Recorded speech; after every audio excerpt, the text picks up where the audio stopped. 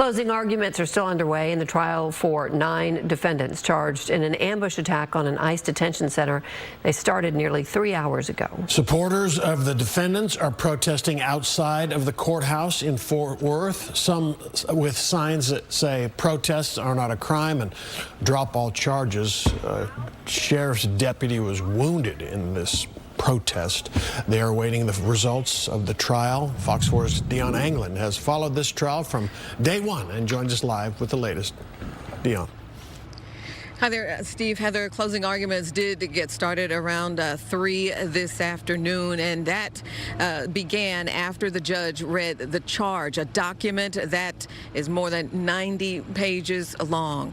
Well, this trial, now 2.5 weeks in, has been closely watched, widely reported, and the co-defendants with a visual show of support. The 9 people on trial are facing a myriad of charges stemming from their actions at the Prairieland ICE detention facility in Alvarado on July 4th of last year. Those charges range from aiding and abetting each other in terrorist activities to damaging government property, the use of explosives and commission of a crime, and the most serious, attempted murder.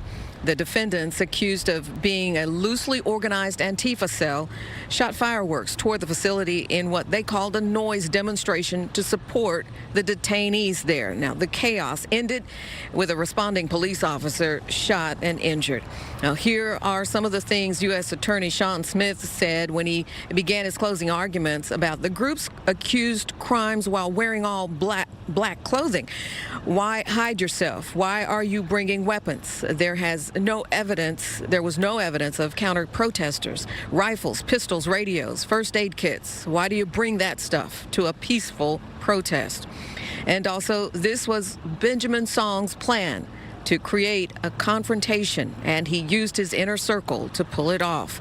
And then Song said it 3 times, "I'm not going to jail." Everybody in the group chat knew what he was capable of and what he wanted to do. Benjamin Song, one of the 9 co-defendants who is accused of being the alleged ringleader and the mastermind of the demonstration that night on July 4th last year. Now, the way this has worked, they told us the U.S. attorney would have 75 minutes for closing arguments, and then each of the 9 defense teams would receive 15 minutes. And for what we know now, those closing arguments are still going on. The judge has extended the proceedings for today. My guess, he wants to get the closing arguments done and begin the jury deliberations perhaps first thing tomorrow.